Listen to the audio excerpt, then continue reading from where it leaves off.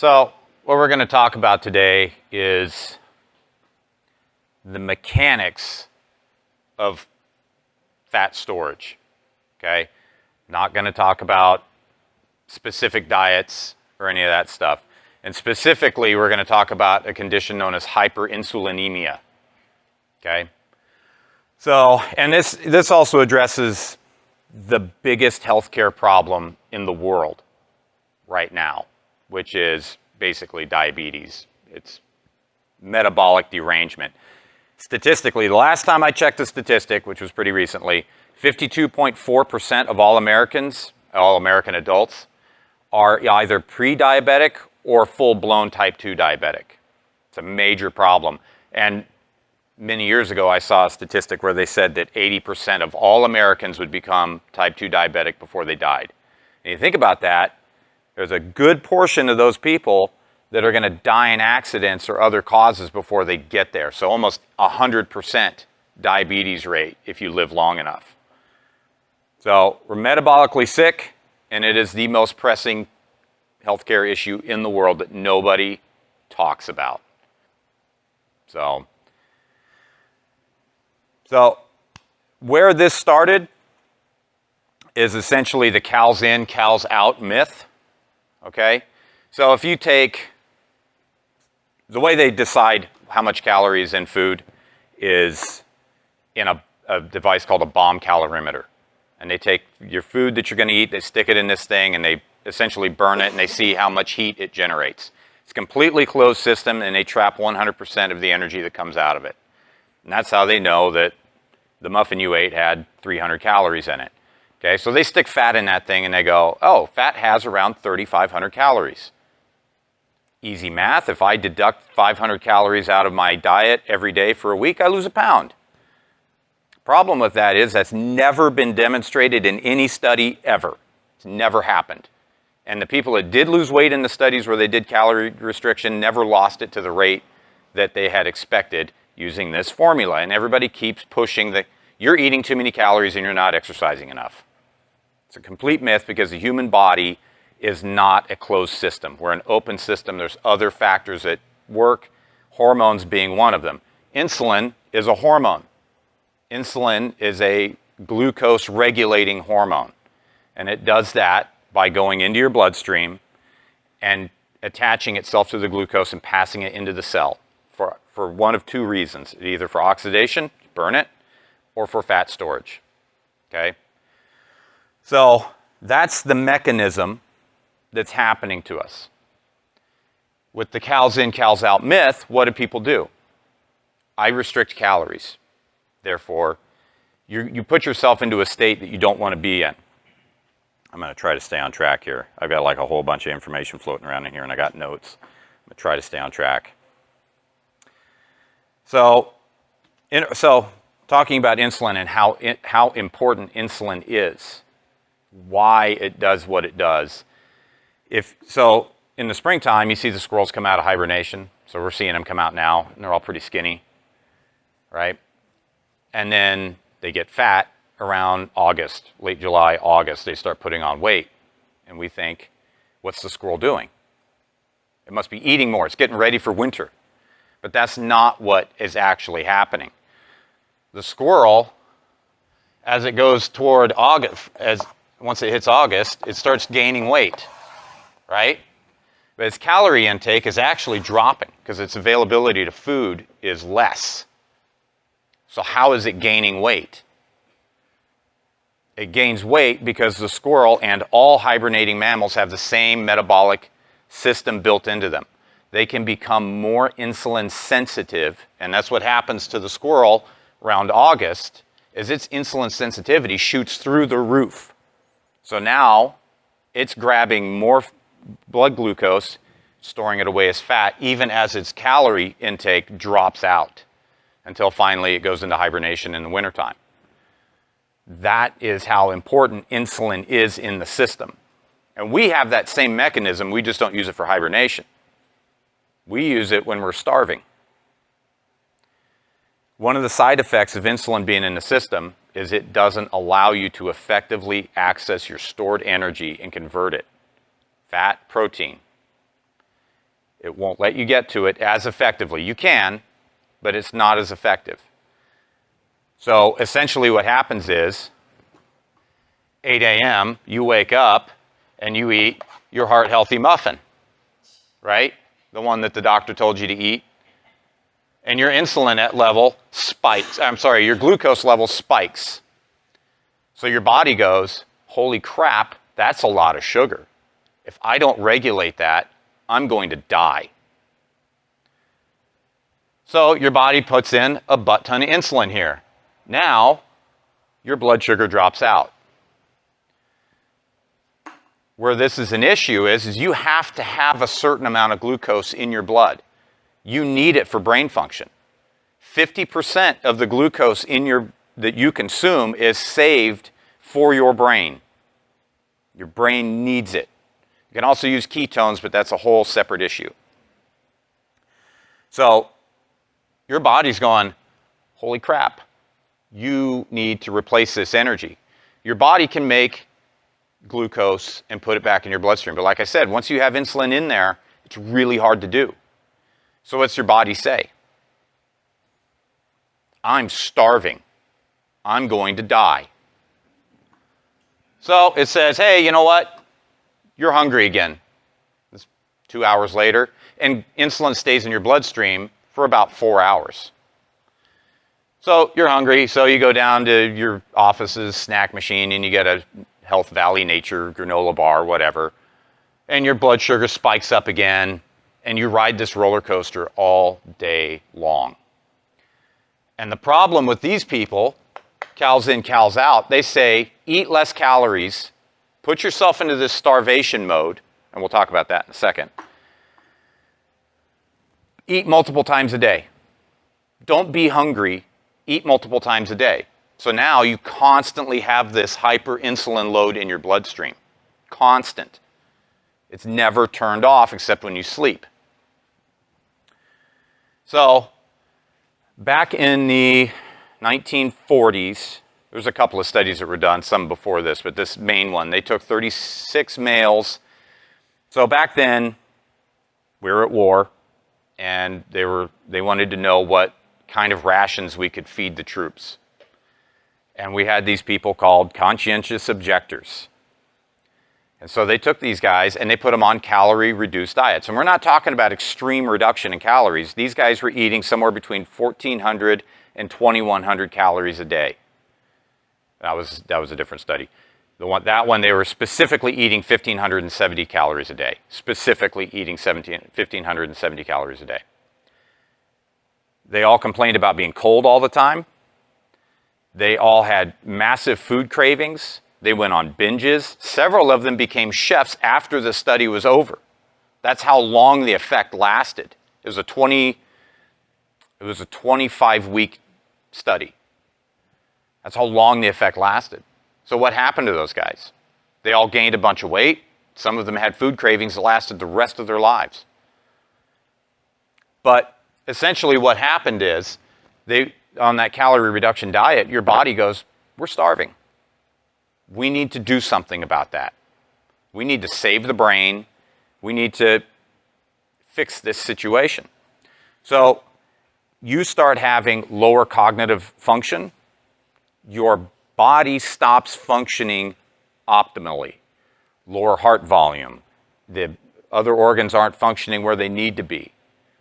Because your body says, we don't have enough energy. Because we put it in this starvation state. All right, so back to our roller coaster. We're here eating this glucose-rich food. We cause this insulin dump to happen. Our body is not able to get to our fat stores to feed itself. And you're not giving it enough calories because you're on a diet. You're focused on this paradigm. I'm just lazy, I'm not moving enough, or I eat too much because I'm a glutton, or whatever. These are myths. It's not true. You are affecting your body chemistry in a way to force you into this cycle. So you're starving. You ate the heart-healthy muffin. It had 500 calories in it, hypothetically, let's say. You needed those 500 calories to get you to noon. but your body has to regulate your blood sugar. It has to. So it can't let those 500 calories of glucose float around in the bloodstream. It has to take them out. It has to get it down to that level where you can survive. So it does that by insulin goes in, attaches to the glucose, passes it into the cell for oxidation, burning it, or fat storage. Well, you can only burn so much right now. But it still has to get it out of there, and it goes into your fat stores. So another example of insulin affecting people. We've all seen pictures of people when they came out of places like Auschwitz, the death camps. They were gaunt, skinny people came out. There were people that walked into those death camps in 1940 and walked out in 1945. There's no reason, based on the science they knew then and what most science says now, that they should have survived that. The reason why they did was those people were insulin sensitive, probably from the beginning, went into the death camp, got starved, and this mechanism happened to them, where their body starts to shut down, except they became more insulin sensitive. This happens to you as part of this calorie deficit diet. You become more insulin sensitive, and it doesn't stop just because you stop the diet. You're now insulin sensitive for a longer period of time. I was just going through a bunch of Biggest Loser people that, they finished their thing. It's astounding how many of those people gained all of their weight back like in a day. Not all of their weight, but they'll gain like 15 pounds like the next day. Because there's these crazy mechanisms where your body's going, we're dying. We need to fix this right now. So the person comes out of Auschwitz and they're insulin sensitive. Those people that came out of that camp, and mind you, post-war Europe, there wasn't a lot of food. And you can't refeed somebody that's been through that. You'll kill them. So these people were primarily eating wheat that the United States gave to Europe so that they could live. And they regained their pre-war body mass back within 3 to 4 months. That's how important insulin is in the system. So when I say insulin sensitive, thank you.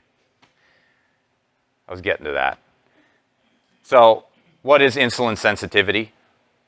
Basically, the cells in your body respond to it very well. Okay? So I don't need a ton of insulin in my system to get it to function. Insulin resistance is where that sensitivity is gone and you need more insulin in your system. And your body will do it because, once again, glucose is dangerous. The levels of glucose we put in our body is dangerous. Shouldn't say glucose is dangerous. It's necessary. Our body will make it. But the level that we put into it, the heart healthy muffin or the bowl of oatmeal they tell you to eat, is a dangerous level of glucose. So your body has to get it out. So if you're insulin resistant, your body will respond to that by just making more insulin. The interesting thing about that equation is that fat cells do not become insulin resistant. They will let the glucose pass. Either that or they'll make new fat cells. How do you know what type you are? Well, so if you're one of those people that can eat whatever you want and you don't gain weight, you're most likely insulin resistant to a degree. Huh? Right. And this is an ancestral thing, okay? So, like, if you went to the Eskimo population or the Inuit population back in the 1800s, early 1900s, they ate their traditional diet, which was really high fat. They ate like no plant life. Interesting thing to that is that when those groups of people were studied, they never found any nutritional deficiencies in that group of people. The only thing that they found that there's a bit of renal acidosis, so they had osteoporosis in later life. But that's like not that big an issue if your life isn't that long anyway, because you're living in really harsh conditions up in the Arctic Circle. So So those people are insulin sensitive. They have to be because they don't get much blood glucose. So that's an ancestral trait. They pass that on. So, and that's a good trait to have if you don't have a lot of access to dense carbs. Problem is, you don't just come out of that. You know, for example, I'm type O negative blood. It's the oldest blood type on earth. That's why we're universal donors. You imagine your computer, right? Your computer can talk to an older computer, but your older computer doesn't necessarily have the capability to talk to the newer thing. It's code, right? So type O negative is the oldest code. Type O negative can't handle carbohydrates worth stink. It throws blood triglycerides way off. It's really bad. So, but it still doesn't stop. The newer blood types still haven't caught up to our modern diet, which is glucose rich, right? So you still have these issues. So back to the ancestral thing, those traits are passed on from generation to generation. The problem is that with the insulin sensitivity, with the out of whack metabolic rates, when you do this to yourself, so let's say you go on a calorie restricted diet, all right, and you're riding this insulin roller coaster and you become insulin sensitive, you pass that on to your children. Every generation is worse off than the one that preceded it because you're teaching your body a trait. I'm starving a lot. I need to have an efficient glucose regulating system. And you pass that on to your children. That's why every generation, I mean, you can just walk around any store and watch families, and usually the kids are more overweight than the parents are.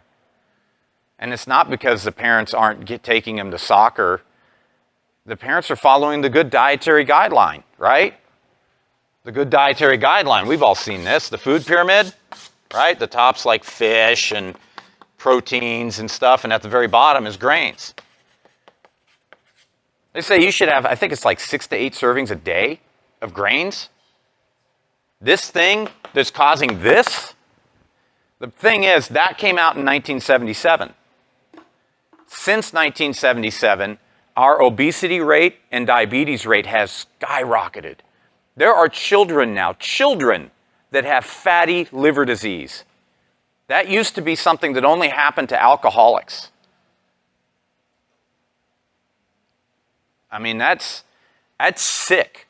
And the government still pushes this piece of trash. And even worse, they have the interactive one. And if you've ever played around with that thing, you can actually make a Pop-Tart and a box of juice a meal for a kid. It's disgusting. It actually makes me really mad. But it's, so this you should flip this over. You should have your protein-rich foods, your fat-rich foods down here as the base of your diet. And really, grains, that doesn't even need to be there. It doesn't need to be there because what's a grain? It has almost zero nutritional value to it. And it's just carbohydrate. And your body doesn't know the difference between that and a Snickers bar. It really doesn't. And well, Snickers bars are even worse because there are insulin receptors in your mouth. Right? You eat something and your body goes, oh, hey, that's sweet. Let's start ramping up that insulin production so that we don't have to play catch up later, you know. So, but that took off in 1977. And since then, it's just been an upward spike in metabolic disease. You know, and it's shocking how quickly when I was in school, it was not common for people to be overweight, but now it's very common. And part of that is this, and part of that is the low-calorie diets that we've all been on because of this, making us ride that roller coaster, you know. And if you're somewhere where they're pushing like a 6-week, you know, weight loss thing or, you know, something like that, those people are either ignorant, in it for a quick buck, and likely both. So it's This is the biggest problem we have today. It really is. Because not only does this lead to adipose tissue, we're gaining body fat, right? But eventually, the organism gets worn out. Your cells do become insulin resistant over time. The more insulin resistant you are, the more your body has to make insulin. And then as that system gets abused, by the time you're diagnosed with type 2 diabetes, half of the beta cells in your pancreas that produce insulin are dead.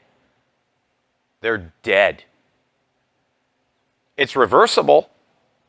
It's just like, oh, you know, my parents were alcoholics, so I'm predisposed to being an alcoholic. Yeah, if you drink alcohol. But if you don't drink alcohol, that's not an issue, right? Don't do this. And this whole system doesn't really matter. Because we're not putting ourselves into the hyperinsulin state that got us in trouble in the first place. That's what's doing it to you. You're not eating too much. In fact, I would tell you, when you eat, you better not leave the table until you're full. Because what's going to happen to you if you don't? You're going to wander off through your life and somebody's going to have a slice of cheesecake or, you know, whatever, and you're going to go, well, God, I'm still hungry. I'll cheat on my diet this one time. One time becomes 2 times, and it just keeps going.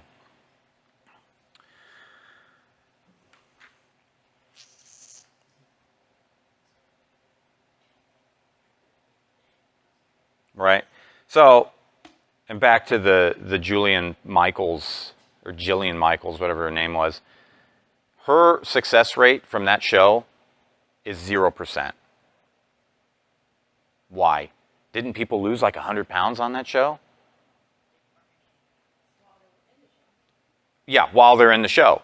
And literally, they'd walk away from that show, and a day later, 2 days later, they gained 15, 20 pounds of it back. Because they didn't have Jillian Michaels screaming in their ear and making sure they didn't eat huge tons of food. But what happened to them? They walked out of that show, and their basal metabolic rate was crushed. They might have gone in there with a basal metabolic rate of 2,800 calories a day. She forces them to eat a 1,600 calorie a day diet, and their body responds to that by saying, that's all we're going to get. That better be what we regulate down to. Smaller heart, less brain function, lower metabolism, you're colder, because that's a lot of your body's energy is used in heat production. It's not just in kinetic movement. You're trying to produce heat. That's why when you get on these low-calorie diets, you're cold. Your body's not feeding itself. It can't feed itself. Hyperinsulin.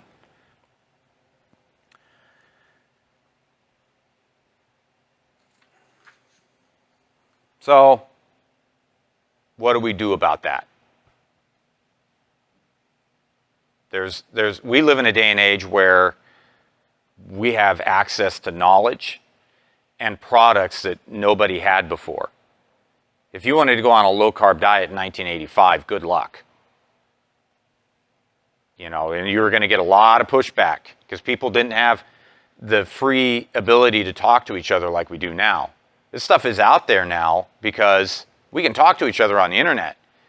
And you go, oh yeah, that makes sense. This is actually a really simple problem. It's not complex. You don't need a diet coach sitting there making sure that you eat at specific time windows throughout the day and you only eat this, and it's all trash. It's just people trying to sell you something. It's simple. Don't eat this. And I'm not saying you have to totally get it out of your diet forever, all the time. Reduce it. It shouldn't be more than 40% of the calories you take in your daily diet. And in fact, you're going to have to play around with it because insulin resistance and sensitivity, right? You don't know where you are on that spectrum. I'll say this, if you are an adult and you're overweight and struggling, you've become insulin resistant. Okay? But once again, that's not an issue if you stop this. Stop the roller coaster. All right? So there's a lot of methods to get there now. There's macro counting. There's the ketogenic diet.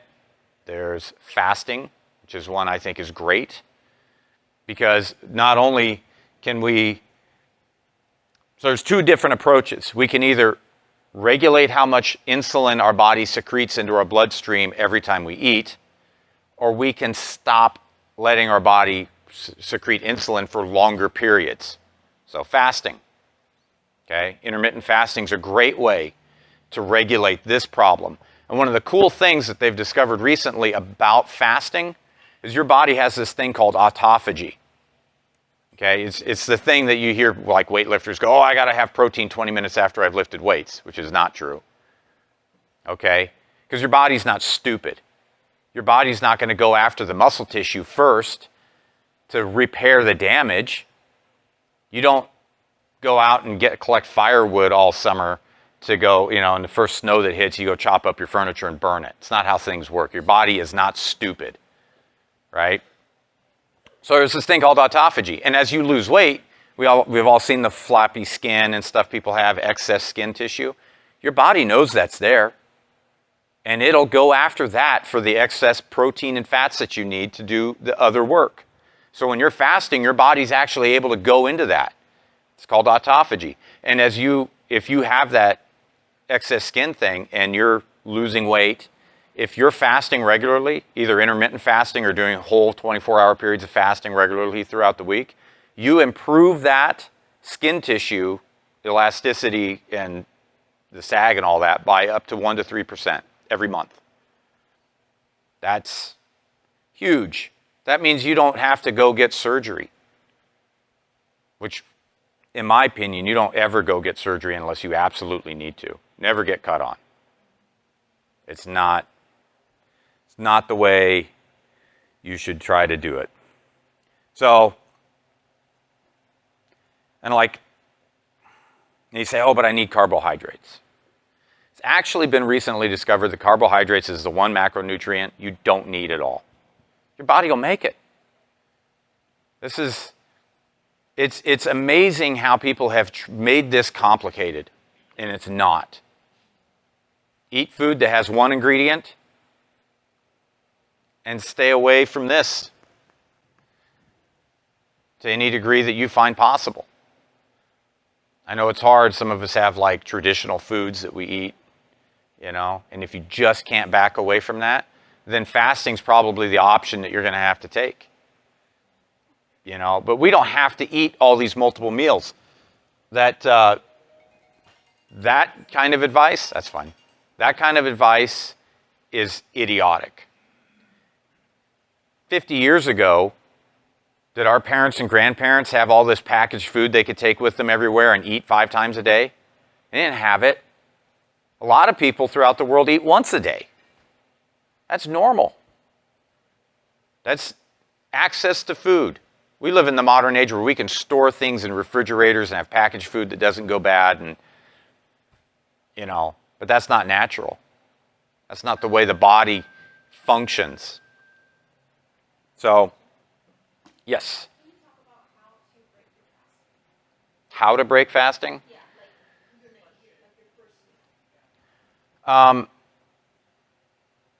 your personal. I'll typically eat pretty big. As long as you stay away from the glucose load, it shouldn't be a problem. Because your body's at this low insulin state, and then you go eat an apple, and then your glucose goes through the roof, and your body's got to correct it. So I would stay away from doing things like that.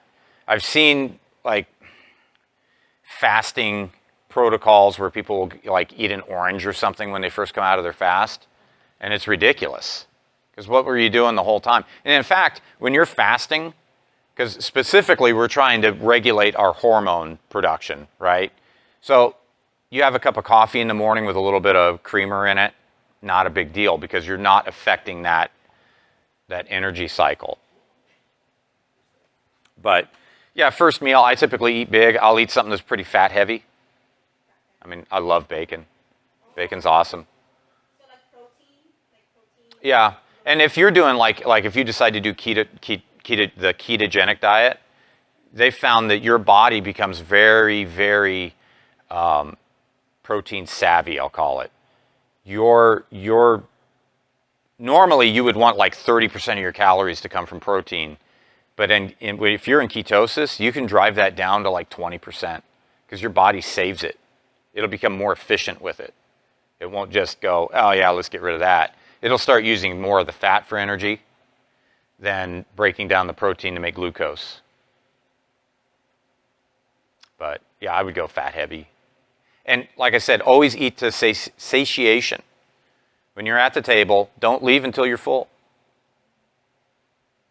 Because what you're going to end up snacking, and then you get this constant insulin load.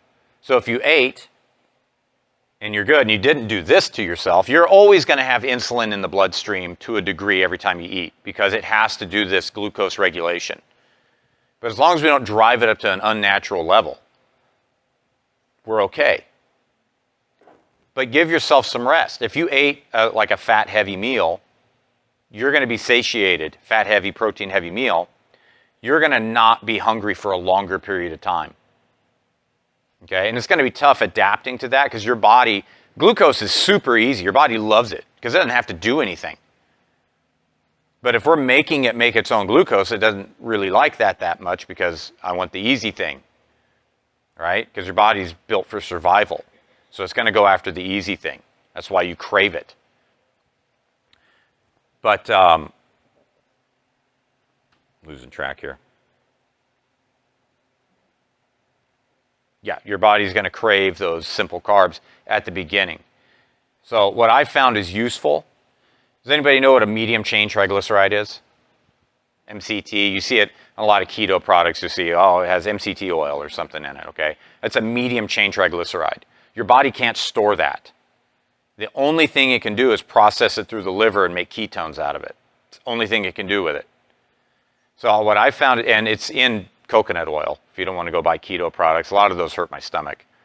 But it's in coconut oil. And it seems a little weird, but I would put like a teaspoon of it in my coffee in the morning. And if you kind of ramp up that over a week or so before you really start carb restricting, your body's learning to use those ketones. And I've found that it doesn't make this that bad because it's an addiction. It's a real thing. When you come off carbohydrates, you're going to have a headache for 3 days. You're going to be tired. You're probably going to spend most of the time you can laying down, staring at the ceiling. So ketones, and you can actually go buy exogenous ketones. You just buy like a jar and put it in water and drink it, and it'll make your blood chemistry look like you've been fasting for 2 weeks. You know, so that's also an option. I don't really think it's necessary. Most of those products exist because of a guy named Dr. Dominic D'Agostino, who's the head of the ketogenic nutrition research for NASA and the Navy. So he develops those products because he's got operators, Navy SEALs, who want to be in ketosis because it safeguards the brain against an oxygen toxicity seizure. They can actually put guys underwater in rebreathers like 3 times longer now than they used to because they figured out, oh yeah, if we're not burning sugar, we can be in this state longer. And the ketogenic diet, its origins are actually in epilepsy treatment. So, and this is the sad part of it, they know that the diet corrects epilepsy. I don't know why it does, but they know it does. And it's always the last option. If drugs fail an epileptic, then they'll tell them to use the ketogenic diet to stave off the seizures. And that, to me, that's really sad. You'd rather intoxicate somebody with drugs, you know. And there's a whole host of other things that happen. You know, like I said, type 2 diabetes happens because we abuse our insulin secreting system over time. And it just gets worse. Then what do we do to a type 2 diabetic? We give them insulin. And we put gas on the fire. This continues and pushes the insulin resistance in their body. Just keeps going. You know, and then they have other problems later on. And pancreatic cancer is usually what takes a diabetic out if they don't die from the diabetes itself. You know. And it's sad. And there's this whole metabolic pathways in cancer itself. You know, really good analogy that I like to use, or it's not an analogy, it's a story. I was watching a guy giving a lecture. He was a cancer researcher, and he was talking about inheriting a line of liver cancer cells that he was to do experiments on. And the guy giving him the line says, okay, you got to be up washing these things in a sugar solution every 30 minutes or they die. And he's like, got it. And the guy says, no, you don't, because everybody who inherits this cell line kills it. You have to be up every 30 minutes, all day, all night, washing it in a sugar solution or it dies. And he says, okay, I get it. I got to be up all night, all day, washing this in a sugar solution every 30 minutes or it dies so that I can test dangerous drugs on it to see what will kill it. You know, so there's a whole lot more going on here. But my basic point was that if you understand the mechanism of fat storage, why we gain weight, and why we can't lose it, that you're more apt to look at your meal and go, oh, you know what, this isn't a good meal. And in fact, this isn't even food. That's the reality of it. It's not really food. If you were starving to death, then yeah, go ahead and eat that. Because you're not going to get anything else. But these things have caused all kinds of other problems throughout history. The Egyptians mummified across their economic spectrum. Everybody got mummified. So we literally have thousands and thousands of Egyptian mummies, and they were a grain-based society. You know what they find? Tooth decay, heart disease, large deposits of adipose tissue, fat. They also ground their grain in sand, and so when you got bread, it had a lot of sand in it, so their teeth are also worn out too. But they actually find advertisements like, don't go to Joe Bob's bakery down the street. He's lazy and uses a lot of sand. So, yeah, so it's caused a lot of problems throughout history. In the South in the 1930s, there was an outbreak of a disease called pellagra. It's a nutrient deficient disease because people were eating a lot of grains and not a lot of anything else. And so what happens? They start becoming schizophrenic and then they die. Pellagra is specifically a niacin deficiency disease. Out in Asia, early 1900s again, beriberi. What were people eating? Rice, specifically white rice, because the rich people could afford white rice, and they get beriberi, which I'm not sure which vitamin deficiency that specifically is, but they die. Scurvy, people on ships eating biscuits, vitamin C deficiency, they get scurvy and die. And their blood vessels literally don't stay together, become frangible, break apart, and bleed to death internally. Lose their teeth, you know. So there's almost no nutritional value to that. It just makes you fat. That's why we feed it to animals. That's why we give cows grain the last couple months of their life. We want them fat. So, any questions? I know it's big.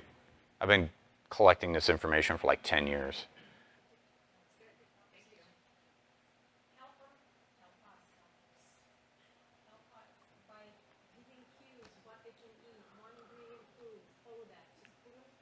Well, yeah, the simplest way to eat would just be to look at your food and say, well, is there only one ingredient here?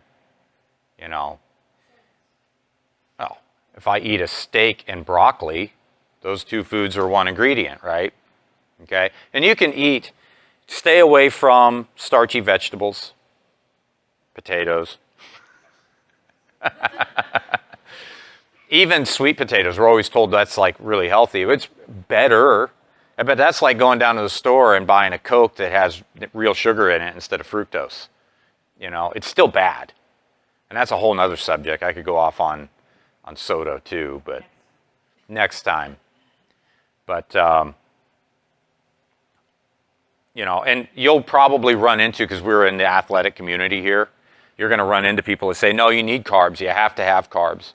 Marathon runners have to carb up when they run. I've heard that a lot, and I don't believe it, because typically when they check blood chemistry on somebody who runs marathons who's bonked, I don't know if you've ever heard that term, bonking, it's when they think they've run out of blood glucose. which I don't see how that's possible, because when it gets low and you don't have insulin in your system, it's not going to happen. What's typically happened to them is they've run out of calcium. You need calcium for energy production, and they can no longer contract the muscle.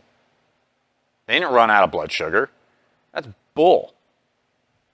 So you're going to probably run into it, because there's still a ton of misinformation out there, and it's sad, because this isn't super complicated, but there's a lot of money tied up in it. There are drug companies selling a ton of insulin. I mean, if 52.4% of America is pre-diabetic or full-blown diabetic, they're selling a lot of insulin. And that's, if you don't think the companies that make this stuff aren't in bed with that. My wife's writing something. Well, seriously, but so like being in the military, right?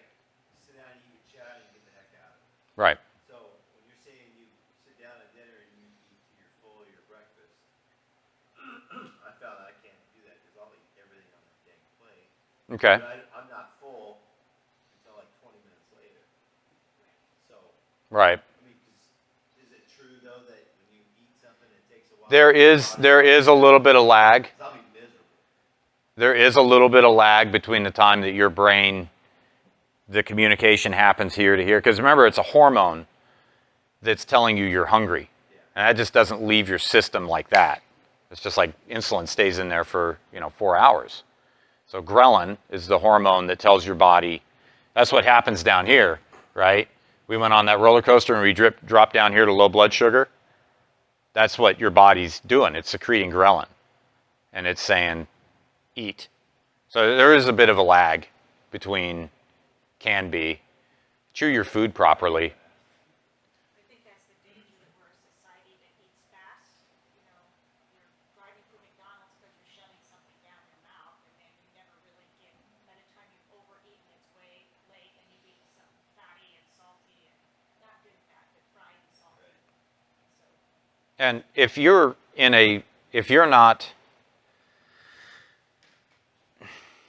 not riding this roller coaster, because when you're hungry, when you're doing this and you're hungry, I mean, we all know, it's like intolerable. I have to eat. Beside the fact that you're starting to suffer from brain fog and everything because you're just not feeding your brain. But if you're not in this state, if you were able to keep your insulin levels relatively level, when you got to your normal feeding time and you're hungry, and we've all done this at some point, I'm too busy to eat, and you push past that, it stops happening. Because your body's it's not stupid. It's not going to continuously tell you you're hungry if it doesn't need any energy. Because at some point your body goes, well, yeah, blood sugar's a little low, but I can make blood sugar, so I'm going to do that. And so it stops bugging you until you get to your next mealtime. And your next mealtime, because you've trained your body to eat at a certain time every day, it's going to say, hey, by the way, remember me? I'm a little hungry. And if you keep ignoring it, it just goes away. It really does. But that's only if you're not in a hyperinsulinemic state where your body can't get to your fat stores. Because if that happens, you literally are starving because your hormone levels are way out of whack. So you're literally starving, and you have to eat. But by regulating that through our diet, that's not an issue anymore. You can ignore the mealtime. You can push past and fast for a while. And your body will feed itself, and it'll feed itself perfectly. It's not going to do dumb stuff to you. It's a really smart system. It's a really smart system. But unfortunately, our diet professionals and stuff out there think it's a stupid system. And we have to tell it what to do. And we have to think about how we're going to feed it. More than just, hey, don't abuse the crap out of it.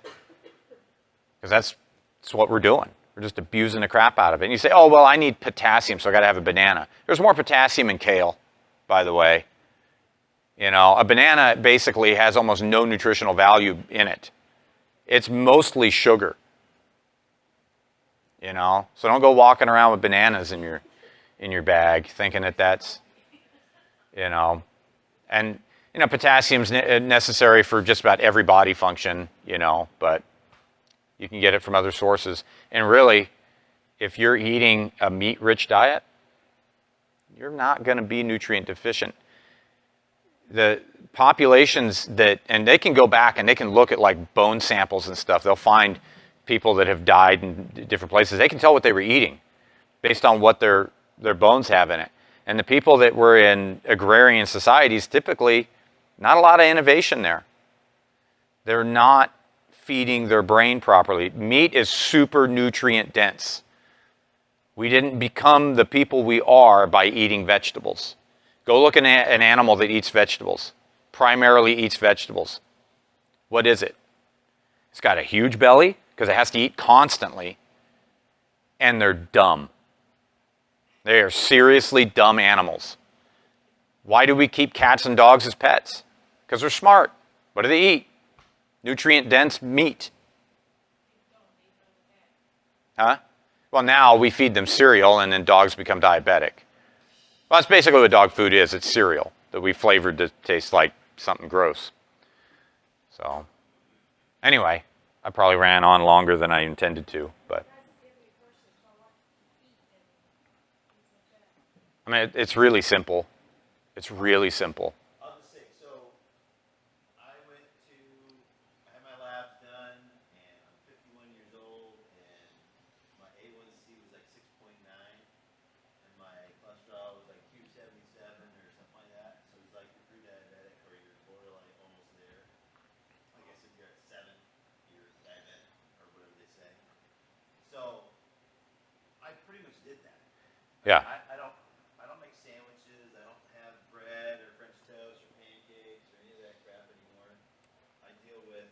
I try to get like chicken apple sausages and whether it's onions and bell peppers and scrambled eggs or spinach in it in the mornings. But I've also done like the not portion control, but like I've got all the same size Tupperwares. Mm-hmm. So that's like breakfast most of the time, or in a protein shake before I come here to work out. My lunches are typically either steak or chicken or fish with cauliflower, rice, broccoli, or yeah, right. So and since I've been doing that, which was like I don't know, the end of February, I mean I'm down 15 pounds. So I mean, but I don't have that. I guess by doing what I'm doing now, I don't have that craving like I used to always have. I always had to be eating something or like Right. 12 o'clock. I gotta Well, eat right now. so on the other side of that, aside from this mechanism happening, when you eat like you're eating now, your food's nutrient dense. Your body wants to eat because it needs nutrients, right? It doesn't want to get you fatter. It really doesn't. It's eating because it needs nutrients. So the more nutrient-rich food you eat, the less you need to eat. I mean, I basically eat 2 meals a day. I eat till I'm full, but I find that I don't really need to eat that much. If I went to, matter of fact, we went the other day down to Echo and ate at that restaurant, and I got an omelet, my stomach almost exploded. I couldn't eat it. I don't need that much food anymore. It's nutrient-dense food. Your body will regulate itself. It's not stupid. Yes. So about 9 years ago, when I became a nurse, and I was always thin, but when I went to nursing school in the first year as a nurse, I blowed up to about 30 pounds over what I normally did. But I went to grain-free.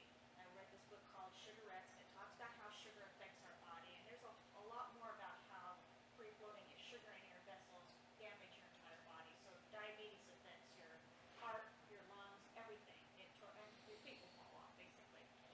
So giving up just grains and sugar, or anything that acts like sugar in your body, which is grains. That's why white bread, Hershey bar. If you're going to eat the white bread, enjoy the Hershey bar because it's the same thing. The changes that your body goes through is you feel dehydrated. When we have things in our body that we can't use, like grains and sugars, our body naturally sees that as a toxin, and so our body tries to dilute it with water. So the first thing you see, and you probably saw that, is you go through this thing, your body starts dumping all that extra water as those toxins are leaving your body, and you become dehydrated feeling. Because again, your body's trying to adjust to not having as much fluid on its system. process, just something to be aware of that you go through. Also, I went and just, I'm going to be personal here, so about 2 years before I went through menopause, I was about 53, I went to keto because that's kind of the same idea, it's just it cleans it up a little bit more. And I was really only about 5 pounds. I found my natural weight, if you're eating foods, that's the other thing is to think about, don't think about I'm going to get to this goal weight. Think, if I'm eating clean, your body will find what's a natural weight for you. And I did get to that place. But then, you know, your lifestyle changes a little bit. I had a different job, and so I saw I was gaining a little bit of weight, so I went with keto, which is a good idea, except the danger of keto is you go on there and there's a whole bunch of keto dessert recipes, which says, take out the sugar, but let's replace it with artificial sweeteners. That is a terrible idea. Yeah. Because, like he said, your mouth, if it tastes sweet, your body's going to act like it's sugar. It starts releasing insulin from your pancreas, and you get the same exact response as sugar. So if you're going to eat something sweet, put sugar in your body because it's less toxic than artificial sweetener. And that's where I kind of got into a trap because I haven't eaten a piece of candy in like 6 years, and now keto is saying I can have a piece of sugar-free candy. Now you have an addiction that you've reminded your body to have, because quite frankly, sugar is an addiction for me. I cannot have one piece of candy on Thanksgiving Day and go the rest of the year. One piece of candy means I'm going to eat the whole bag for the rest of the year. My husband can do the opposite. He can have a piece of candy and move on. I cannot do that. So again, that's just some things to think about as you're reducing those things. Your body will go through a change. Keto flu is real. You'll go, oh my gosh, I can't think, but let your body go through it. When they say pickle juice, dill pickle juice, to drink that if you're going through keto flu, it's because the salt helps your body to kind of hold on to some of the electrolytes. That's the other thing is electrolytes. Your keto or those things, your body's trying to readjust hanging on to electrolytes. So anyway, that's just my 2 cents. No, thank you. And you might lose your hair for a while, but just roll with it. There is. I will say on that though, I was doing keto for almost 2 years. I went through menopause during that time. It only lasted about 6 months, and the symptoms were very mild. And as a woman, I'm going to tell you that's not typical. But I honestly believe taking those poisons out of my body made that natural transition easier for me. Thank you for letting me speak. Yeah, there is actually some evidence that insulin resistance and hair loss are connected. It's just a change your body's going through. So anytime your body goes through a shock, your body sheds all that hair, and then you've got to allow it to replace it. It's not bad. There's also a lot of evidence that male erectile dysfunction is connected to hyperinsulinemia. Yeah, because Yeah. there's a low testosterone production. Yeah. These are hormones that we're talking about too. So, and this is really bad for men. If you have a lot of adipose tissue, fat is where estrogens can get, generated, okay? So now if a guy who has a lot of adipose tissue has estrogen, more estrogen flowing through his system than he should. And that's why guys will develop things like man boobs. It's a real thing. I mean, and it's also why if you see a woman who's dropped below 10% body fat, lots of times they'll just lose their menstrual cycle. So, yeah. So, yeah. I'm going to say that it is difficult the way I was raised. Mm-hmm. Eating carbs, tortillas, bread. Yeah. During my Lent day, holy days, I went without meat. And did I lose 1 pound? Nope. Because I was basically feeding my body with grains. Yeah. And I felt tired and I felt just... And you can, right. And you could do that. Fasting is really healthy. It's unbelievably healthy. It's why every society in the world has it in their culture somewhere. Like fasting at Lent, or, Muslims fast, and everybody somewhere in their culture has fasting. It's super healthy. And your body will feed itself from whatever it's stored up. It'll be fine. I mean, you could obviously fast to death, but, going for periods of time where you fast is very healthy. And it stops this cycle. If you weren't, you know, if you were actually fasting and not eating anything, it stops that insulin cycle. You know, great time to start doing, you know, a low-carb diet is after you've had the flu, because you didn't want to eat during the time you're having the flu anyway, right? So, and your body does those things on purpose. It raises your temperature when you're sick on purpose. It stops you from eating on purpose. Why? Because a huge, I think it's like 80% of your immune system is tied up here in your gut. When you stop eating, your body starts paying attention to the other immune responses it needs to do.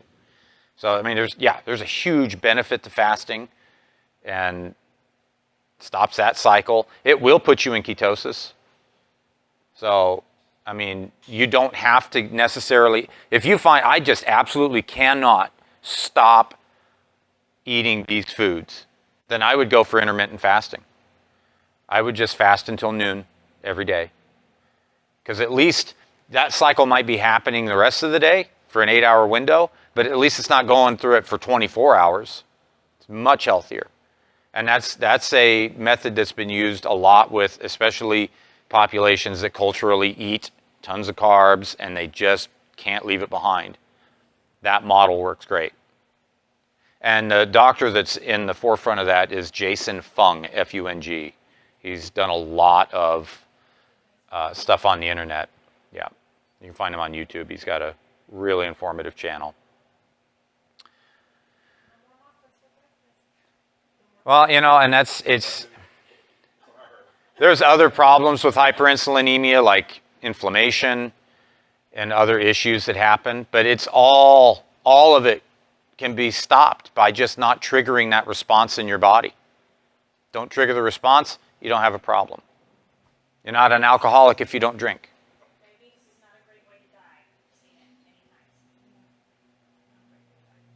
Is it better to just go like cold turkey and start doing this to be successful in the long run? Or is it better to kind of like take baby steps to get to that point? It really depends on you. Okay. And like I said, everybody's a little different.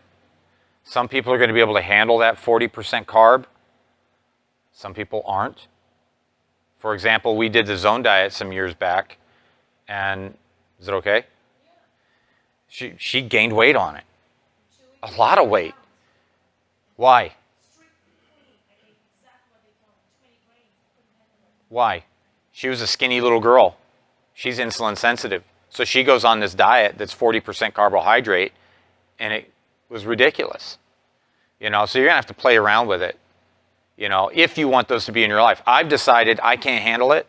I just quit eating carbs, period. I don't eat them. I don't cheat on it, not ever. Because I know I won't be able to handle the cheating. You know, I'm like Polly. If I eat a Almond Joy, I'm gonna eat every Almond Joy that existed ever. And go downtown and get more. Yeah, Black licorice. and black licorice. My wife brings home a bag of that. You know, but I've managed so far to be able to convince myself that those things are not food. Don't eat them ever. I think that perspective of having that sneaker bar, it's the same equivalent as having like a tortilla or a piece of bread. Yeah. Yeah. It is true though, what your body so you can't think that what does your body, when you put it in, what does your body view as sugar? Grains, because they're so processed, are processed. Now, if you're pulling it off the sheet and out in the field and eating it, it's pretty much all going to just go through your system and not be absorbed. But we've totally changed the dynamic of the grain and the rice before you ever get it. It's equivalent to a piece of sugar. And that's how your body processes it. It's not, And there's nothing healthy about it. That's why they put all that stuff back in it. They should pull it all out. Yeah. Yep. Yeah, absolutely. When you go to the store and buy flour, it says enriched flour. That's because that's law. All those people that died in the South from pellagra, it's because of niacin deficiency. So they had to put niacin back into the flour. That's why it's enriched, because they bleached it all out to make it attractive to us, to the eye. Yeah. Well, plus they've also processed it so that when they mill it down, well, that's a process that you would normally do. You would chew on it, but that's gone. So when you eat a piece of bread, it literally, some of it turns into sugar in your mouth. That's why those Egyptians back then were having tooth decay, because they're chewing on the bread and it's literally becoming sugar in their mouth. And that's a pretty good indication of what you're eating. If what you're eating causes you to have to go see a health professional every 6 months to take care of the first stage in your digestive system, it's probably not good. I would like to say something as a nurse about the seizures. Why are we not doing keto? Why are we doing medications first? The reality is most people are more likely to take their medication regularly and change their diet. That is reality. Even though that keto diet did come up because children with epilepsy and how to help them to work through that. But that's the answer. As But- a nurse, I can tell right. you, I'd rather put 6 pills in their mouth than give up the things. Sure, but were they given the choice?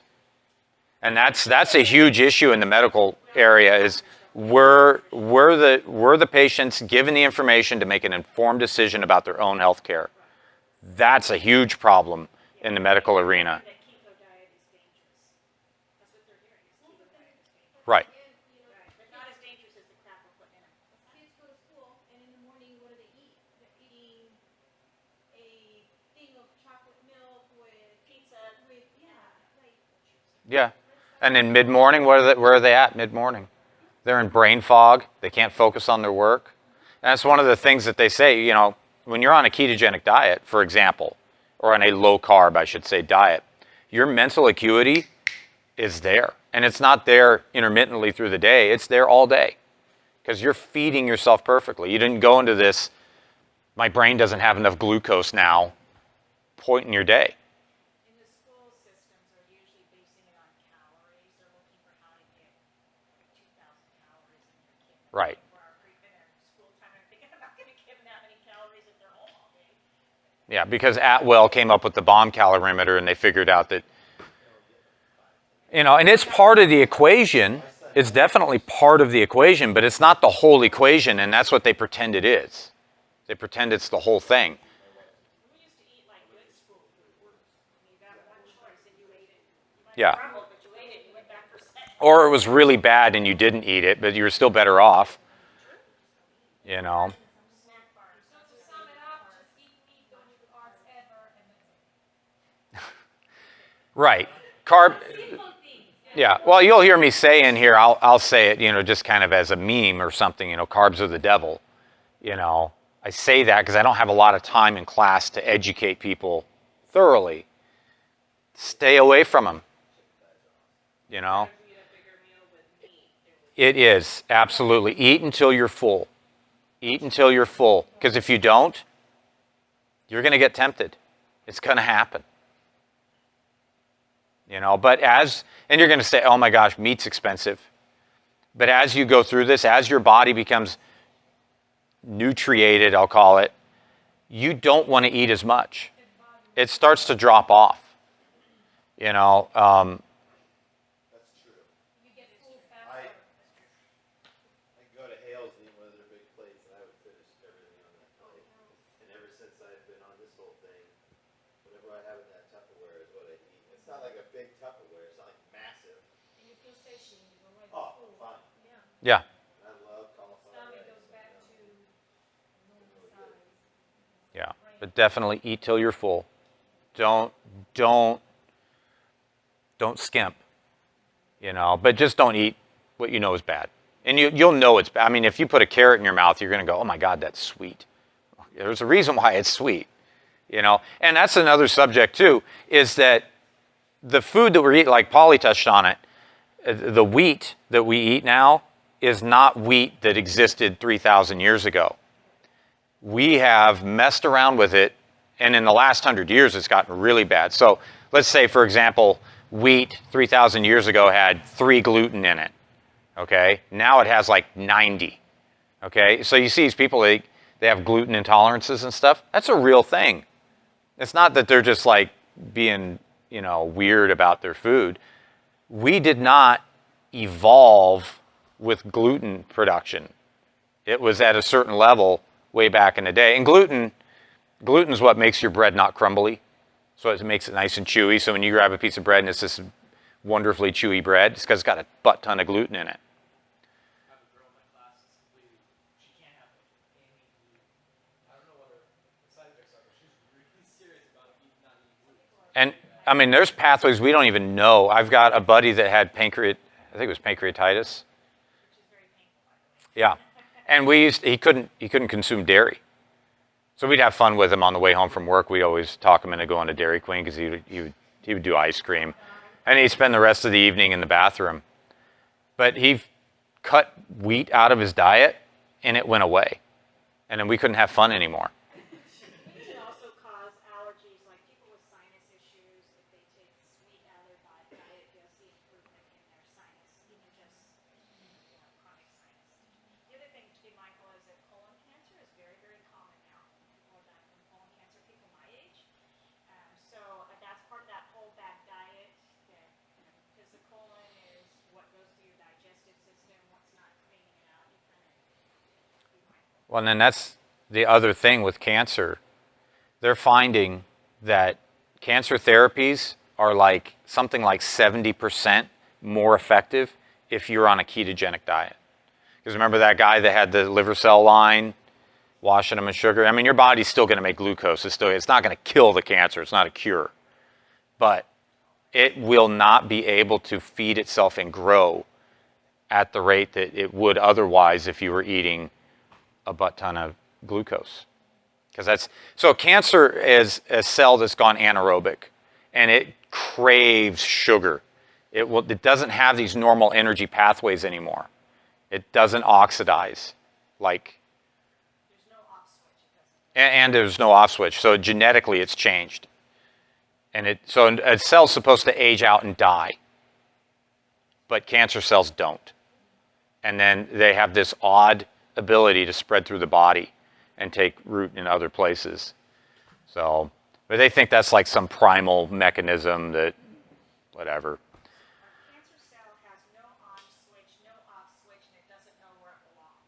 When your lungs are replacing itself, it makes lung cancer or lung cells. But if it's mutated in the duplication process and you have this mutated cell, that's really ideally a cancer potential cell, and it doesn't know where it belongs. That's how it can travel to other areas, and it's no on or off switch. And so, like he says, it doesn't die off in its natural process, and it becomes just this thing. We all kind of have those mutated cells within us, but typically our body takes care of it. Just with the cancer, that's how cancer can get around, and then Yeah. get into it. And it's a DNA issue, mitochondrial cell DNA issue. That's why radiation causes it, because ionizing radiation passes through the cell and breaks the DNA chain, and cancers, so anything that's carcinogenic, that's what it's doing. It's messing around with your DNA. There was something else I wanted to hit on. Oh yeah, so food, like I was saying, wheat, grains, we've messed with those over the years, but guess what else we've always messed with? Everything else we grow. So apples are bigger and juicier and more full of sugar than they were ancestrally. Watermelons, that's a big one here, right? Watermelons. Go look up a picture of what the original watermelon looked like. They were much smaller. There was rind that ran through it, because basically the meat, that was just like a pocket where the seed was. So all of this stuff that we eat, I mean, go out in the woods and find wild strawberries. They're tiny little things, and there's not a ton of them. You're not going to get a big tray of strawberries off a strawberry plant in the woods. So we're eating, even if you try to go, I'll just eat fruit and vegetable. Even fruit, and fructose, that's another subject. Your body doesn't really do fructose very well. But that stuff has been monkeyed with. We've had thousands of years to grow things and go, hey, you know what? I figured out that if I pollinate these two things together, I'll get a bigger, juicier, more sugar-loaded piece of fruit. And we've done that. So over the years, it gets worse. Generationally, it gets worse, because we have our kids and we've told our body to function a certain way, and when we did that, it passed through our genes. Our kids have that same propensity, just like with alcoholism, and they're more insulin sensitive. Their kids are more insulin sensitive on down the line, unless we break that chain. And that's all it is. Doesn't matter how insulin sensitive or resistant you are, if you don't hyperinsulinate yourself, it's not an issue. So, anything else? Eat bacon. Gonna go eat bacon and eggs. Right. Yeah, and you know, that adds to our problem that all that stuff is so readily available. When I saw her coming in, I'm like, you better hide that. It's okay, we're not perfect, we'll, go through these, but as long as you're Except me. self-conscious, and try to, you have to be self-conscious what you eat. Well, I hope this was informative. I hope that knowing how the pathway works can let you be informed about what you eat. There's no magic pill, except I guess in Europe now they have an injection, a weight loss injection. But what's that going to do? That's messing with your metabolic pathways. That's a bad idea. Go do a line of Coke and don't eat. That'd probably be better. No pills, no burpees. Right. So, and movement is medicine. Stick around, guys, it's the best place to be at. We really care, and we struggle alongside And you. really, I would stay away from things like, weight loss. Number one, weight loss is, looking at the scale is like the worst metric you could go by, especially if you're coming in here, because you're going to gain muscle density and you're going to weigh more. Pay attention to how your clothes fit. Body composition, though. Pay attention to how your clothes fit. That's what's going to tell you if things are going. Oh yeah, that was the other thing I wanted to hit on. If you are eating higher nutrient diet, your skin replaces itself like every 3 to 4 months. If you're on a higher nutrient diet and you're not putting a bunch of crap in your body, because your body's made out of what you eat, your skin is going to improve. It's going to be more elastic. It's going to look better. All those things come into play. So your skin replaces itself like every 3 or 4 months. Right. But your skin, because that's right there on the outside, it has to encounter everything. So if you're feeding yourself a good nutrient diet, your skin is going to become more elastic. If you're fasting, autophagy will remove the excess skin that you've had to grow because of that cycle where your body's unnaturally storing fat that it doesn't really want, but we're forcing it to do it. All right, I'm done. Sorry.